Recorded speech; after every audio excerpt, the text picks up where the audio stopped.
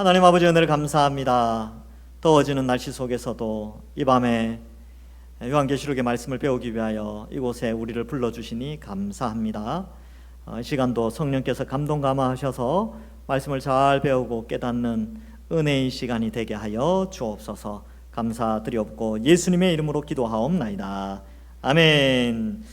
자, 오늘 요한계시록 6장 1절부터 8절의 말씀을 살펴보도록 하겠습니다. 우리 한 절씩 교독해서 읽겠습니다.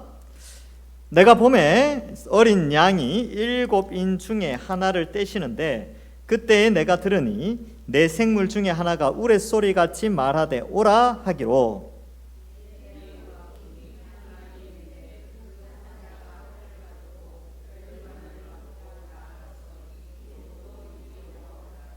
둘째 인을 떼실 때에 내가 들으니 둘째 생물이 말하되 오라 하니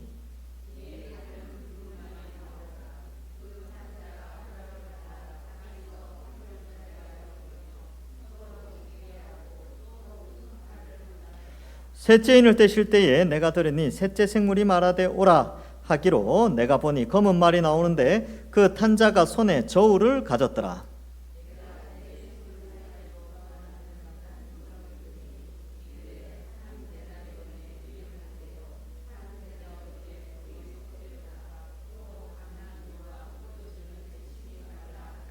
넷째 인을 떼실 때에 내가 넷째 생물의 음성을 들으니 말하되 오라 하기로 내가 봄에 청황색 말이 나오는데 그 탄 자의 이름은 사망이니 음부가 그 뒤를 따르더라. 그들이 땅 4분의 1의 권세를 얻어 검과 흉령과 사망과 땅의 짐승들로서 죽이더라. 아멘. 자, 오늘부터는 이제 그 다음에 나팔, 대접 심판에 대해서 배워보도록 하겠습니다. 자, 이제 이 4장과 5장에서 하늘 예배가 있었고 하나님 우편에 재앙의 두루마리가 7개의 인으로 이제 접착이 되어져 있었죠. 그래서 그 파라핀으로 접착된 7개의 인을 하나씩 뗄 때에 재앙이 이제 나타나는 거예요. 그래서 이 두루마리가 왜 재앙인가는 지난 시간에 했듯이 이제 구약의 재앙의 두루마리 그것과 같이 그런 거고, 이걸 떼는 것은 신적 권능을 가진 자만 이 재앙을 실행시킬 수가 있다. 근데 그가 누구냐면 어린 양이다라는 것을 살펴보았죠. 그래서 그 어린 양이 7인 중에 하나를 떼게 됩니다. 그래서 뗄 때에 보니까 네 생물 중 그 하나님 보좌에 네 생물이 있었죠. 뭐 독수리 모양, 사람 모양, 무슨 모양, 사자 모양 뭐 이런 거 있었죠. 그 중에 하나가 우레소리 같이 말하되 오라. 우레소리 이제 흉내는 못 내는데 하여튼 뭐 오라. 안 갈 수가 없어요. 예, 그러니까 오라 그럼 가야 돼. 우레소리가 나오는데 어떻게 안 가겠습니까? 그렇죠? 그래서 가게 됐죠. 가 보니까 2절에 말들이 나옵니다. 2절 이하에 네 종류의 말이 나오죠. 그래서 2절에 보면 흰 말이 나오고요. 그 다음에 4절에 보면 붉은 말이 나오고, 검은 말이 나오고, 그 다음에 청황색 말, 네 말이 나오고 그 탄자들이 나오게 됩니다. 근데 각각 말과 그 탄자가 보여주는 그것이 뭔가를 상징해요. 그래서 여러분 7개의 인을 뗄 때 보통 첫 번째와 여섯 번째 인까지가 그리스도의 초림과 재림 사이에 일어날 일을 상징하고 있습니다. 이거는 시간 순서로 일어나는 게 아니에요. 한꺼번에 일어나는데 한꺼번에 일어나는 각각의 요소들을 4가지로 설명하고 있습니다. 지금 오늘 9절에서는 그러면 이제 천상의 장면이 이제 5번째 인, 그 다음에 6번째 인은 멸망이 나오는데 이 6단계가 그리스도의 초림과 재림 사이에 계속 일어나는 상황이에요. 그러니까 이게 시간 순으로 가는 게 아니에요. 그렇죠? 이게 묵시문학은 시간 순으로 하는 게 아니라 그 상징이 주는 메시지를 전달하는 겁니다. 그래서 자, 그러면 그리스도의 초림부터 재림 사이에 흰 말이 여전히 활동해요. 흰 말이 하는 이 상징적인 것들이 여전히 있습니다. 그 다음에 그리스도의 초림부터 재림 사이에 붉은 말의 상황이 계속돼요. 그리스도의 초림부터 재림 사이에 검은 말의 상황도 계속됩니다. 그리고 그리스도의 초림과 재림 사이에 청황생말의 활동도 계속돼요. 그러니까 요 각각의 네 개의 이것의 인을 뗄 때마다 나타난 이 상황은 초림과 재림 사이에 일어나는 그러한 것들을 상징하고 있다.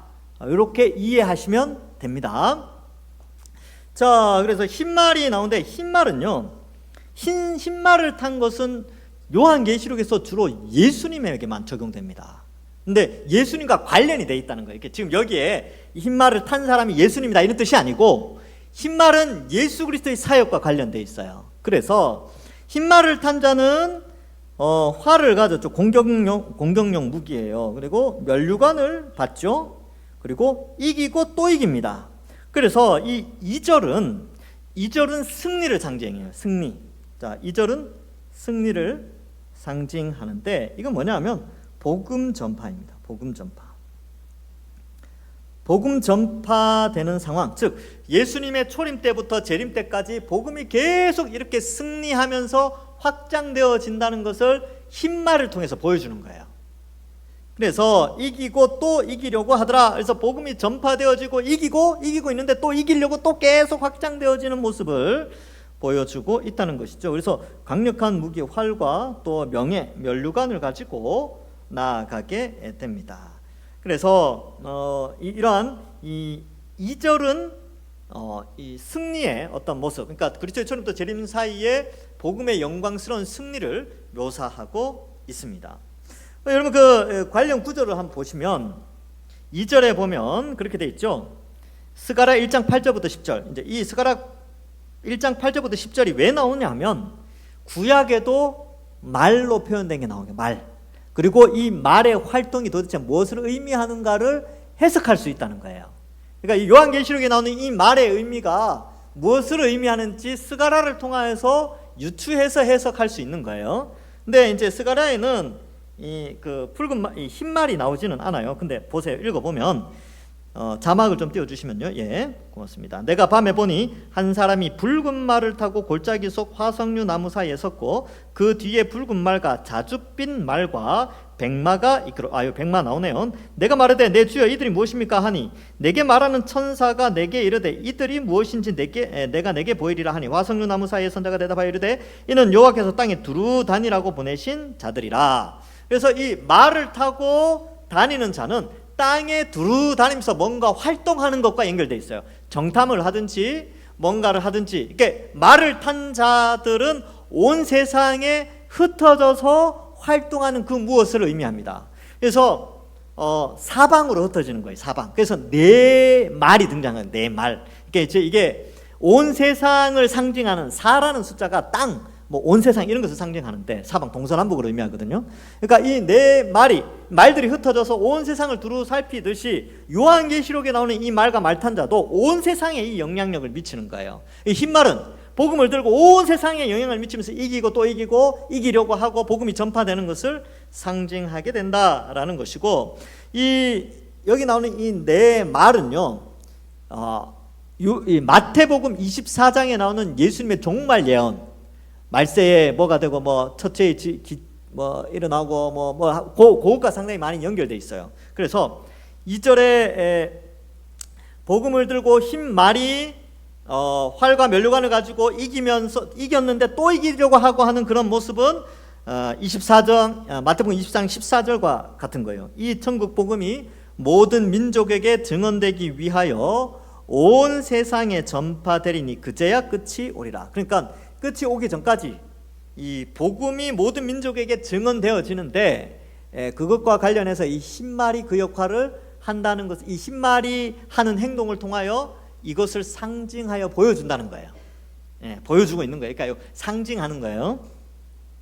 자, 3절에 보면 둘째 인을 떼실 때에 내가 들으니, 둘째 생물이 말하되, 네 생물 중에 둘째 생물 있죠? 말하되 오라 하죠. 오라니까 이때는 이제 붉은 말이 나와요. 붉은 말이 나와서 그 탄자의 허락을 받아 땅에서 화평을 제하여 버리게 됩니다. 그래서 이 화평을 제한다라는 것은 인간 사회 속에 그리스도의 초림과 재림 사이에는 이 화평이 깨어져서 전쟁을 하는 그런 모습을 나타내고 있습니다. 여기 보면 화평을 잘 서로 죽이죠. 큰 칼을 가지고 있죠. 이건 전쟁 이미지를 사용하는 거예요. 그래서 서로 죽이고 칼로 싸우고 하는 이런 전쟁을 이야기하는데, 여러분 마태복음 24장 6절 7절에 예수님이 뭐라 그래요? 말세의 때가 되면 종말에 이렇게 말하죠. 난리와 난리 소문을 듣겠으나 너희는 삼가 두려워하지 말라. 이런 일이 있어야 하되 아직 끝은 아니니라. 민족이 민족을, 나라가 나라를 대적하여 일어나겠고 곳곳에 기근과 지진이 있으리라. 기근과 지진은 이제 뒤에 세 번째 말과 좀 연결되어져 있지요. 그래서 전쟁에 대한 소문이 주님 오실 때까지 계속 되어지는 것이죠. 그래서 여러분 2차 대전 끝나고 한동안 전쟁이 그렇게 세진 않았어요. 뭐 이제 민족 간에 약간의 내전 정도 이런 게 일어나다가 우크라이나하고 러시아가 전쟁하고 지금 파키스탄하고 인도하고 전쟁을 또 왔다 갔다 하죠. 세진 않지만 또 어디입니까? 이스라엘하고 또 팔레스타인하고 또 전쟁이 이제 또 발발하죠. 이러한 것들은 주님 오실 때까지 계속 된다는 거예요. 그래서 이러한 부분들을 좀 설명을 하죠. 그래서 이 네 마리의 말이 활동하는 것이 마태복음 24장에 예수님이 말씀하신 그리스도의 초림과 재림 사이에 일어날 일들과 상당히 많이 밀접하게 연결되어져 있다라는 것을 알고 계시면 되는 것입니다. 그래서 여기 보면 이제 칼 이런 거는 이제 화평을 깨트리는 도구가 됐죠. 그래서 큰 칼, 이렇게 큰 칼이래요. 큰 칼. 이게 전쟁의 규모를 나타내고 있습니다. 그래서 뭐 하여튼 전쟁이 너무 많았어요. 저 같은 경우는 이제 여러분들 그 유럽에서요 가톨릭하고 기독교하고 전쟁을 했어요. 종교 전쟁이죠.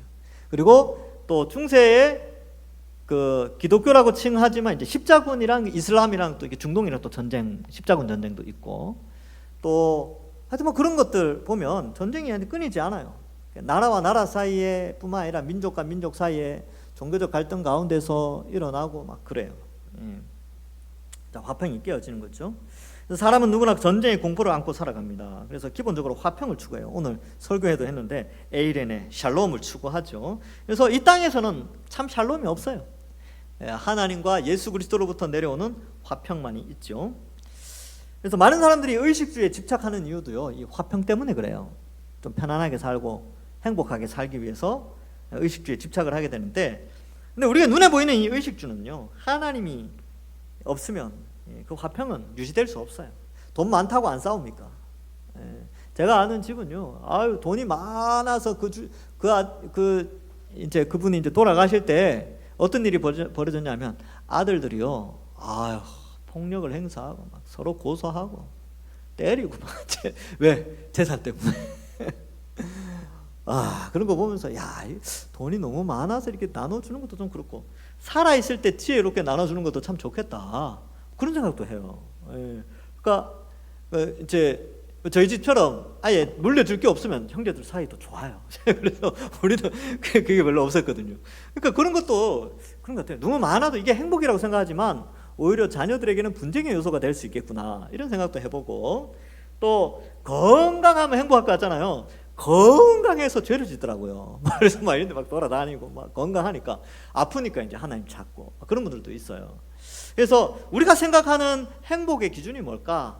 뭔가를 갖추면 행복하고 화평하다고 생각하는데 아니요. 화평은 위로부터 오는 겁니다. 하나님과 예수 그리스도로부터. 때로는 건강하지 않아도, 때로는 돈이 많지 않아도 위로부터 오는 은혜가 임하면 화평을 누리며 살 수 있는 것이지요. 자, 여러분 화평이 깨어지면요, 개인도 괴롭고 가정도 괴롭고 나라도 아주 괴롭습니다. 나라가 괴로울 때는 전쟁이 일어나니까 비참하죠. 자, 그래서 이 붉은 말, 피를 상징합니다. 붉은 말. 자, 그래서 전쟁이 나면 많이 죽고 피를 흘리니까 붉은 말이고요. 자, 5절 볼까요? 셋째인을 떼실 때 들으니 셋째 생물이 말하되 오라 하기로 내가 보니 검은 말이 나오는데 뭔가 분위기가 안 좋습니다.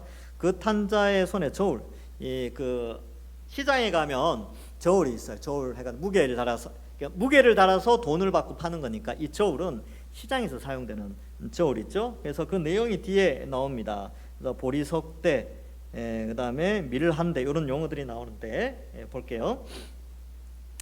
세 번째 말은 앞에 4절에 나오는 두 번째 말은 전쟁과 관련되어 있는데 이 세 번째 말은 경제와 관련되어 있습니다. 경제. 어떤 경제냐면 전쟁 때문에 어떤 일이 벌어집니까? 물가가 오르잖아요. 그러면 전쟁이 일어났을 때 어땠습니까? 환율이 오르죠. 그렇잖아요. 우리나라가 어때요? 우리나라가 내부의 어떤 갈등이 심해질 것 같다, 정치적으로 불안하다, 그러니까 어땠습니까? 이번에 환율이 확 뛰었잖아요. 그죠? 제가 그거 기억나요. 계엄 딱 선포되었을 때 환율이 갑자기 막 팍 뛰더라고요. 이야. 그래서 나라의 정세가 불안하면 물가가 뛰는데 전쟁이 일어나면 어떨까요? 물가는 폭등합니다. 왜? 사재기 해야 되잖아요. 사재기 하는데 어떻게 마트에 가서 요거 하나, 지금 물 하나 하는 거 얼마입니까? 뭐 1,000원 합니까? 500원 정도 합니까? 전쟁 나면요, 그거 하나에 5,000원, 6,000원 할 수도 있어요. 그래서 이 전쟁도 일어나지만 이 물가를 통해서 인간에게 기근이라는 것이 온다는 것이죠. 그러니까 이 기근은요, 그리스도의 초림부터 재림 사이에 기근은 항상 와요. 그렇죠? 항상. 굶어 죽은 경우가 많아요. 왜 그러냐 하면요, 인간이 지구가 생산해낼 수 있는 식량의 양과 인간의 수가 어느 정도 비례가 맞아야 되는데 이게 안 맞을 때가 한 번씩 있어요. 흉년이 들면 작물이 줄어들잖아요. 그러면 상대적으로 수요와 공급의 법칙에 의해서 물가가 폭등할 때가 있어요. 그리고 아무리 생산을 해내는 양이 많다 하더라도 인구가 폭증하면 먹을 데가 없는 곳이 있습니다. 우리나라 같은 경우는 잘 사니까 세계 10위 이렇게 되니까 10위 전후 되니까 먹는데 걱정을 안 하죠.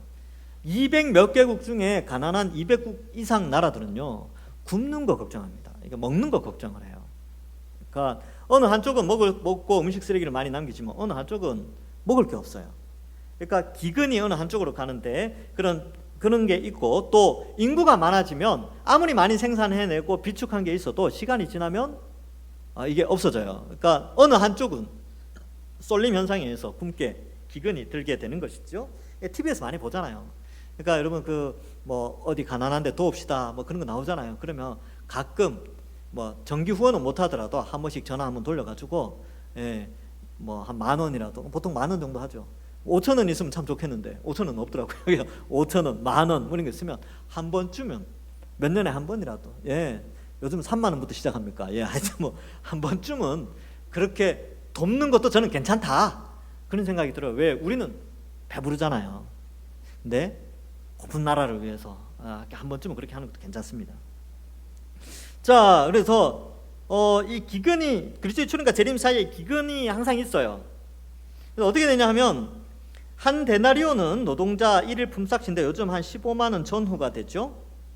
근데 당시에 2000년 전에 사도 요한이 살던 그 시대에 한 데나리온으로 밀을 8대나 10대를 살 수 있었대요. 근데 지금 한 데나리온으로 밀을 한 대밖에 못 사죠. 그럼 물가가 몇 배 뛰어 올랐습니까? 8배에서 10배 이상 뛰어오른 상태를 의미합니다. 그래서 우리는 이게 감이 없는데 2000년 전에 아시아의 7교회가 이걸 딱 보는 순간 한 데나리온의 밀을 한 대밖에 안 된다고? 한 데나리온의 보리 석 대밖에 안 된다고? 우와, 물가가 10배 정도 뛰었네, 이렇게 생각한다는 거예요. 자연스럽게. 그러니까 우리는 어떻게 생각하면 됩니까? 뭘로 할까요? 여러분 쉽게 접근할 수 있는 거. 제가 장을 안 봐서 잘 모르겠습니다만은 뭐가 있을까요? 값을 매길 수 있는 거 생각해 봅시다. 하여튼 그런 거. 과자가 1,000원인데 1,000원 한 봉지인데 예를 들어서 꿀까백이나 짱구 이게 10,000원이 됐어, 한 봉지에. 엄청나죠? 어떻게 사 먹어요? 그것과 비슷한 그런 기근이 있다는 거죠. 그러나 하나님이 그렇게 기근이 완전히 심각하게 되지는 않고, 대신에 감람류와 포도주는 해치지 않도록 마시는 것이나 이런 것들, 어쨌든 생필품 가운데 일정 부분에 대해서는 여유를 두지만 어떤 부분은 상당히 공급이 제한되어지는 경제적 제한이 나타난다는 거죠. 그래서 아까 여러분들 그 4절과 5절, 6절의 관련 구절을 보시면 마태복음 24장 7절 제일 뒷부분에 보면 곳곳에 기근과 지진이 있으리니 이렇게 돼 있잖아요. 그렇죠? 그래서 기근이 있다라는 것을 나타내고 있습니다. 자, 그래서 여기서 여러분 우리가 좀 생각해 봐야 될 것이, 이걸 보면 여러분 전 세계의 경제, 거시경제 뭐 그런 미시경제, 거시경제 뭐 그런 이야기 하잖아요. 전 세계의 돈이 흘러가는 거, 환율이나 무역이나 경제 상황 이런 것들은 다 누구 손에 달려 있습니까? 하나님 손에 달려 있어요. 인간에 의해서 움직여진다고 생각하는데 아니요. 물자의 흐름이나 기후나 또 인간의 전쟁이나 지진이나 이 모든 것들이 하나님의 주권 아래에 있다는 거예요. 그래서 우리는 그걸 봐야 돼요. 하나님이 왜 이렇게 하셨을까?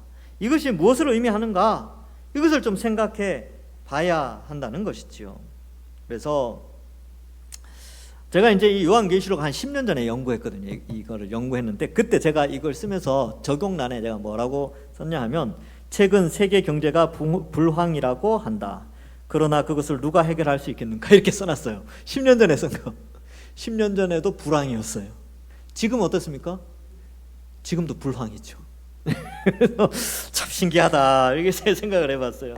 그래서 이런 거 보면 재밌어요. 제가 뭐 5년 전, 10년 전, 15년 전에 성경 연구하면서 써놨던 그 당시의 시대적 배경을 이렇게 써놓은 거 보면 그때는 지금은 어떻게 그렇게 똑같습니까? 예. 근데 그래요. 이것을 누가 해결할 수 있느냐? 오직 하나님 외에는 없다.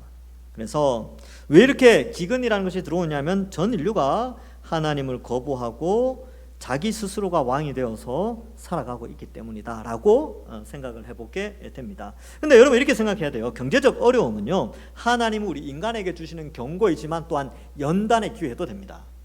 그래서 이렇게 이제 경제적으로 어려울 때 하나님을 더 의지하도록 만드는 그런 연단의 기회가 되지요.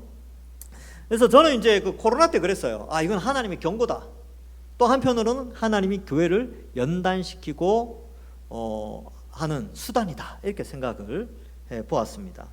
그래서 이 검은 말은 한 개인을 위한 존재가 아니라 인류 전체에 미치는 심판의 의미, 그리스도의 초림과 재림 사이에 어떤 흘러가는 경제적인 부분을 이 셋째 검은 말이 담당하고 있다 이것을 표현하고 있습니다. 자 7절 오늘은 생각보다 좀 빨리 마칩니다. 빨리 마치겠습니다.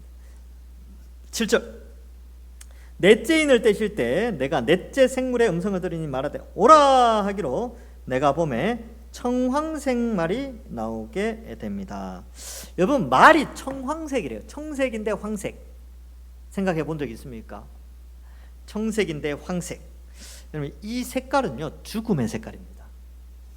이렇게 시신이 사람 시신이 죽어서 썩을 때의 색깔 푸르게 그러나 누렇게 청황색. 그래서 이 죽음을 상징하는 색깔인데 청황색 말이 나오는 거예요.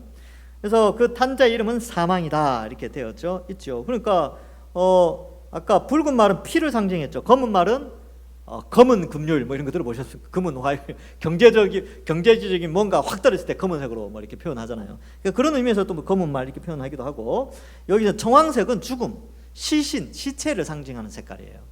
그래서 청황색 말이 나오는데 그 탄자의 이름은 사망이 됐죠. 음부라는 것은 이제 죽은 자가 가는 곳, 뭐 이런 무덤, 뭐 이런 의미도 있습니다. 그 뒤를 따르는 거죠. 그러니까 그 탄자의 이름은 사망인데 무덤을 끌고 다닌다 이렇게 생각하시면 돼요. 관짝 끌고 다닌다 이렇게 생각하시면 돼요.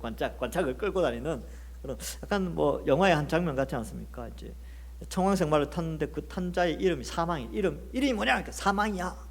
근데 그 말 뒤에 뭔가 끌고 다니는데 보니까 관을 끌고 다녀. 약간 그런 이미지예요.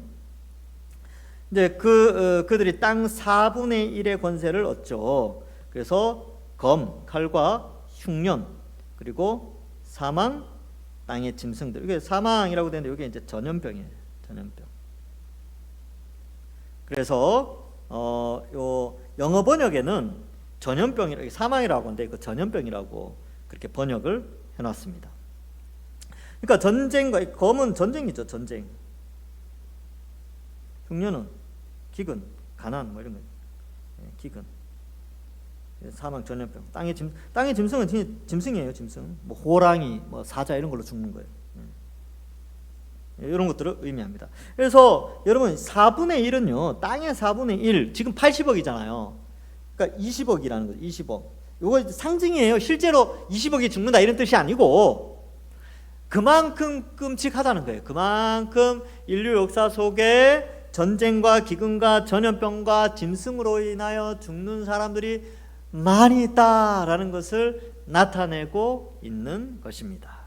그래서 초림과 재림 사이에 인류는 이렇게 사망의 그 가운데 비참한 심판 아래 있다라는 것을 나타내고 있죠. 여러분, 하나님을 떠난 인류의 비참함을 이 네 말 탄자를 통하여서 그리스도의 초림과 재림 사이에 인류를 묘사하고 있는 것입니다.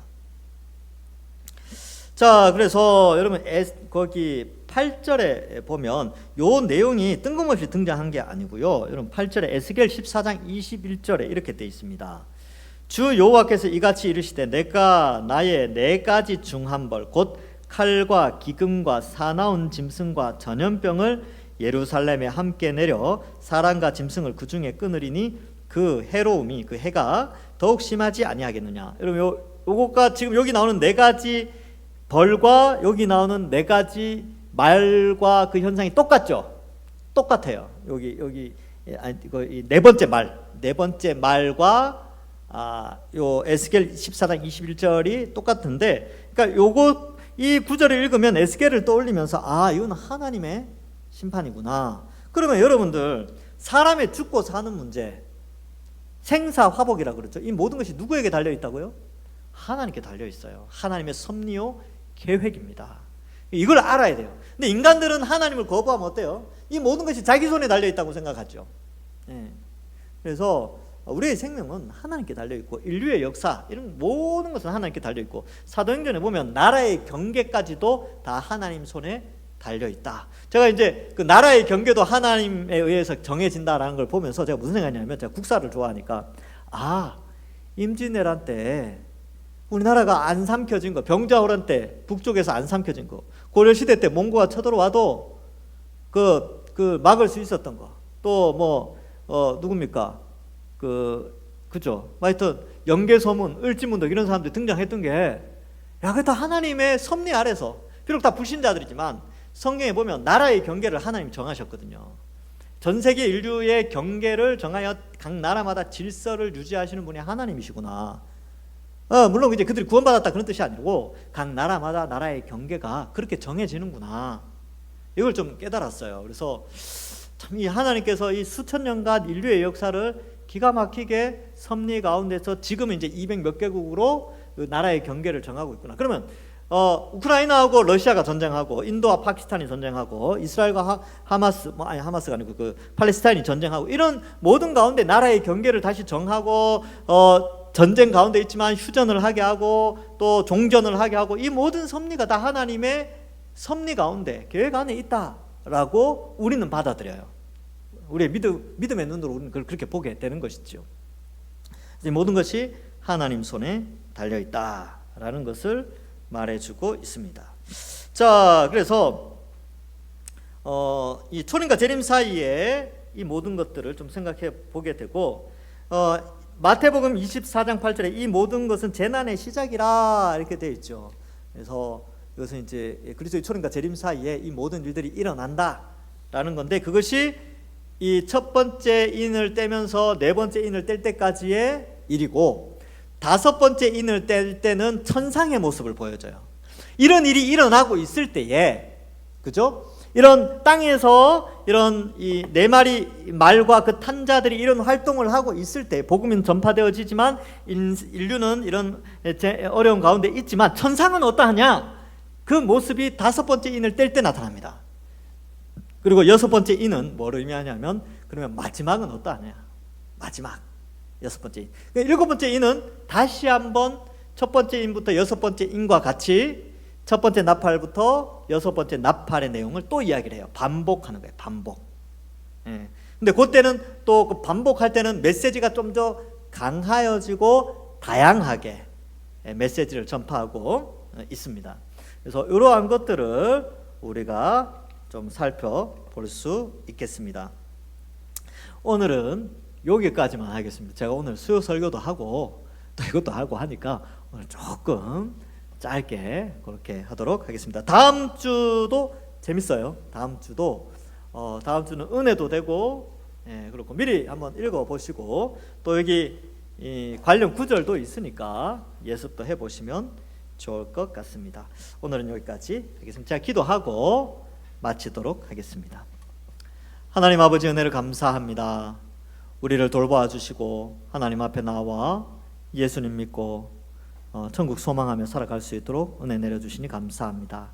주의 초림과 재림 사이에 많은 일들이 일어난다는 사실을 알고, 그러나 흰말을 탄 자가 복음을 활과 면류관을 들고 복음을 전파함으로 이기고 또 이기듯이 우리가 지금 그렇게 복음이 전파되고 있다는 사실을 깨닫고, 그러나 또 죽음과 기근과 전쟁과 여러 가지 상황들이 여전히 이 세상에는 벌어지고 있다는 사실도 우리가 깨닫게 하여 주시니 감사합니다. 그러나 이 모든 일이 다 하나님의 섭리 아래에 있다는 사실을 알고 주의 백성들 하나님 의지하고 또 주님 다시 오실 그날을 더욱더 소망하며 살아가는 저희들 다 되게 하여 주옵소서. 돌아가는 발길도 지켜주시고 천국 소망하며 살아가는 저희들 다 되게 하여 주실 줄 믿사오며 예수님의 이름으로 기도하옵나이다. 아멘. 수고하셨습니다.